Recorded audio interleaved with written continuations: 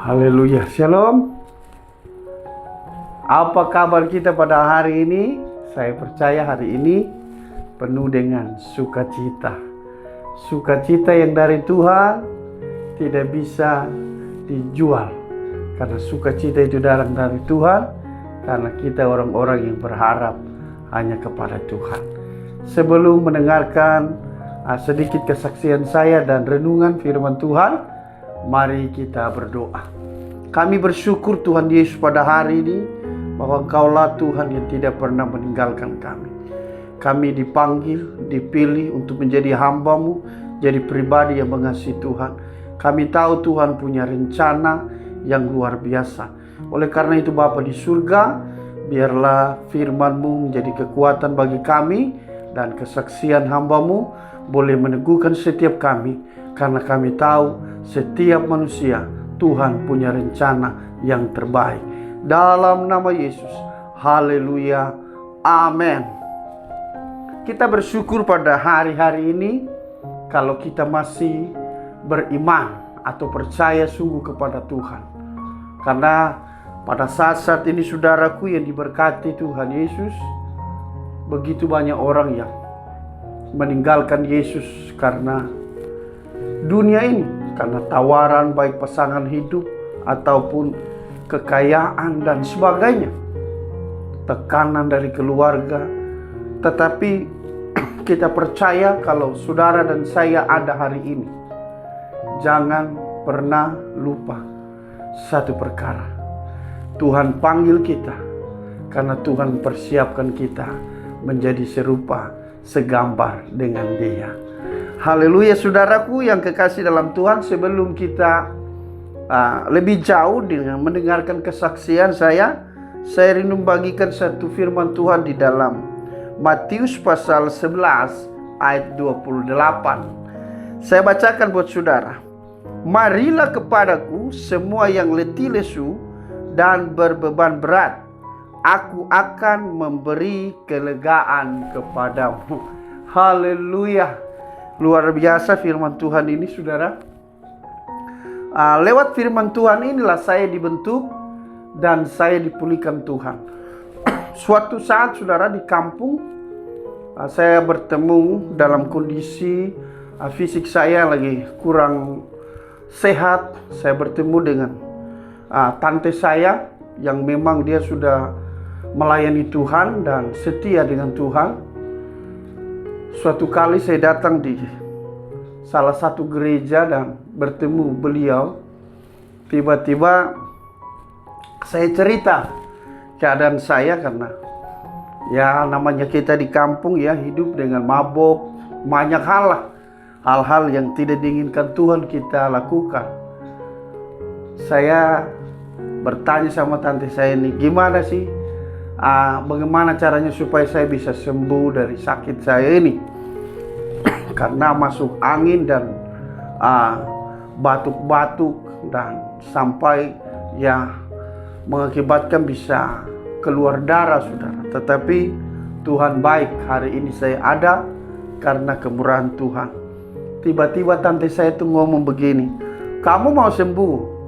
Saya bilang iya mau sembuh. Dia bilang kalau mau sembuh katanya minum M1128. Nah, saya pikir-pikir M1128 itu apa itu kan?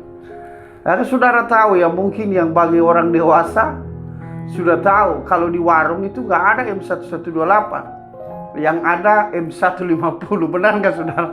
Bagi yang suka minuman keras, biasanya kalau saya dulu ya begitu campurannya M150, keratin daeng dan macam-macam saudara. Nah inilah yang disampaikan oleh tante saya bahwa kamu harus minum M1128. Dalam situasi kondisi seperti itu, ya saya berusaha untuk mencari M1128 itu. Pergi ke warung-warung tanya, kita jadi seperti orang bodoh waktu itu. Saya benar-benar bodoh karena memang kenapa? Saya hidup di luar Tuhan. Saya hidup jauh dari Tuhan. Pergi ke warung-warung di kampung, sampai di kota tanya-tanya itu M1128. Nah, terus ada teman saya satu, dia bilang begini, ya kalau ditambah katanya M150 dan M150 hanya ada M300 begitu, tidak sampai.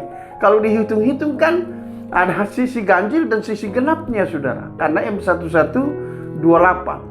Nah sempat kecewa saya, kok tante saya ini kayaknya bohongin saya gitu loh. Padahal kan saya mulai berpikir, dia kan orang rohani gitu, melayani di gereja, nggak mungkin lah dia membohongi saya. Nah singkat cerita saudara, beberapa tahun kemudian dari situ, tahun 2003 saya mengikuti sekolah Alkitab, dan di sanalah saya dipulihkan oleh Tuhan. Dipulihkan Tuhan dengan luar biasa. Di sekolah Alkitab namanya Siapin Philadelphia Pinangunian pada waktu itu. Kalau di Sulawesi Utara atau di kota Bitung ya, di kampung Pinangunian, saya ingat betul kenang-kenangan yang luar biasa di sana. Saudara yang diberkati Tuhan, saya banyak melihat di situ. Pada waktu masuk saya angkatan 1, di sana tidak ada orang yang beres. Beres contohnya, ya maksudnya sehat gitu. Yang datang orang-orang kerusuhan, yang depresi, bahkan orang-orang gila dari Jakarta datang di sana. Saya melihat hari-hari ini mereka bisa menjadi gembala-gembala yang luar biasa, preman-preman, buronan. Ternyata saudara, saya pikir seperti sekolah Alkitab atau STT itu orang-orang yang sempurna. Ternyata disitulah baru saya mengerti, oh benar ya, Tuhan cari bukan orang benar, tapi orang berdosa. Haleluya. Nah saudaraku yang diberkati oleh Tuhan, melanjutkan cerita M118 tadi, setelah saya kurang lebih 2 bulan di sana saudara, di sekolah Alkitab itu. Nah di sana ada seperti yang namanya latihan berkhotbah. Ya 15 menit untuk menyampaikan firman Tuhan. Jujur pada waktu itu saya kalau baca Alkitab itu saya tidak tahu. Kalau seumpamanya disuruh baca Kejadian atau Keluaran, pasti saya buka di Mazmur. Itu pun Mazmur saya tidak tahu kalau di mana letaknya gitu di Alkitab. Itulah keadaan yang pada waktu itu membuat saya ketika saya mau dipulihkan oleh Tuhan. Tidak pernah terpikirkan untuk jadi hamba Tuhan. Tidak pernah terpikirkan hari-hari ini bisa Tuhan bawa saya di tempat sebesar ini, di kota yang besar. Tidak pernah saya pikirkan. Karena indah rencana Tuhan bagi setiap kita yang hidup mau menyerahkan diri sepenuhnya kepada Tuhan. Singkat cerita saudara, saya disuruh untuk berlatih berkhotbah. Saya tidak tahu bagaimana harusnya saya berkhotbah, sedangkan saya tidak pernah berkhotbah gitu. Saya melihat teman-teman saya, wah luar biasa mereka sudah berkhotbah, luar biasa saudara. Tapi ada hal yang menarik yang saya tidak bisa lupa. Nah di asrama kami itu ada kaca lumayan besar, kaca bayang.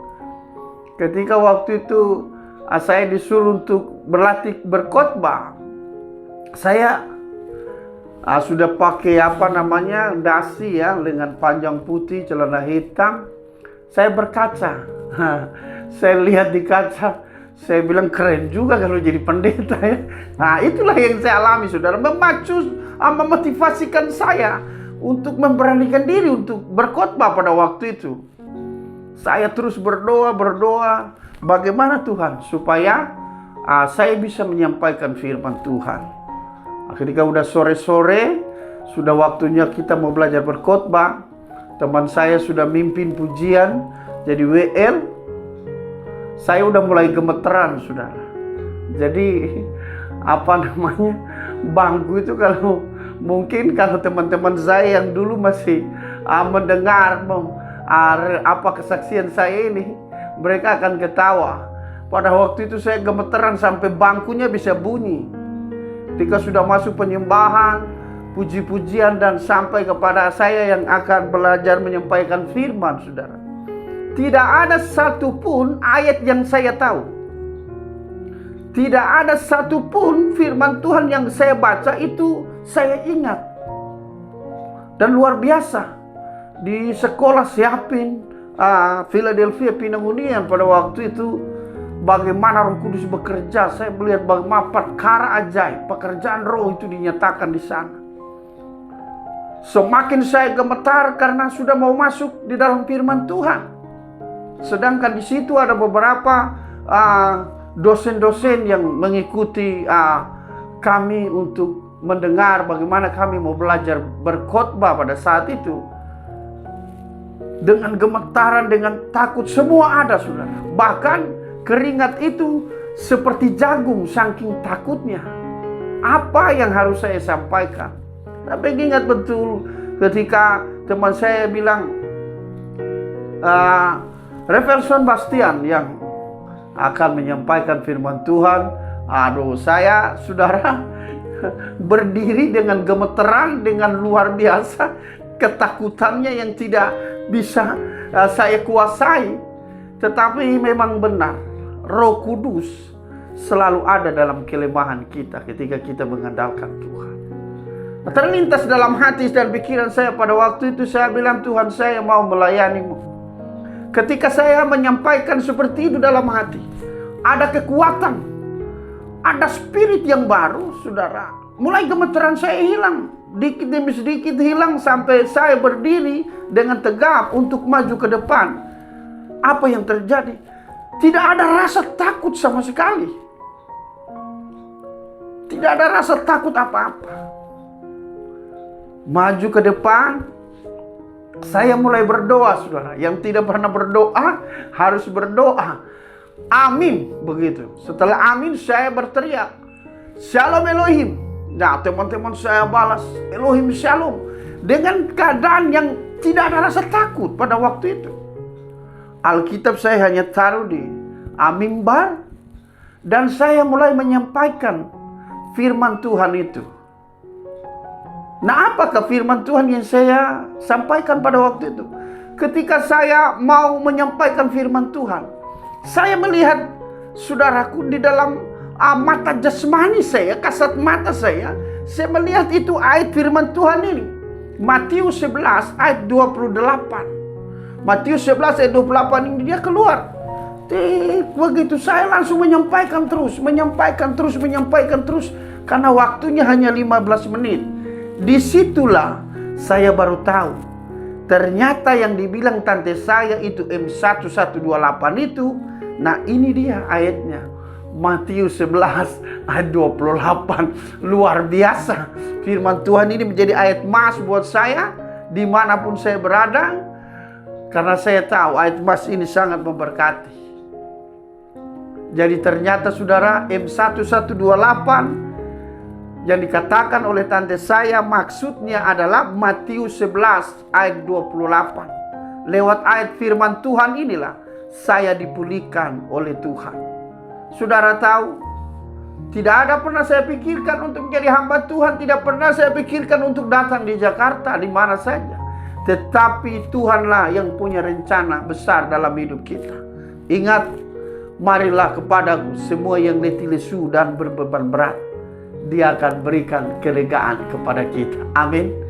Tuhanlah penolong dalam hidup kita. Tuhanlah satu-satunya sandaran dalam hidup kita.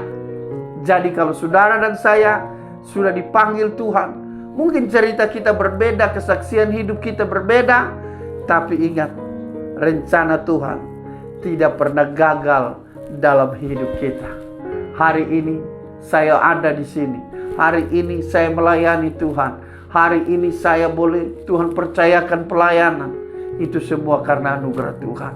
Oleh karena itu, saya mau sampaikan kepada kita semua, baik para teman-teman, hamba Tuhan, pelayan Tuhan, siapapun kita pada hari-hari, rencana Tuhan itu indah. Yang menggagalkan adalah kita sendiri. Kalau saya boleh mengalami hal yang luar biasa, saya percaya saudara juga akan mengalami hal yang luar biasa. Jangan tawar hati dalam panggilan, karena ketika garam itu menjadi tawar, dengan apakah dia diasinkan. Tapi saya percaya semakin banyak pergumulan, semakin saudara mengalami banyak proses, rencana Tuhan itu semakin akan sempurna dalam hidup kita. Lewat firman Tuhan, saya percaya Tuhan berikan kita kemenangan. Amin. Tuhan Yesus memberkati.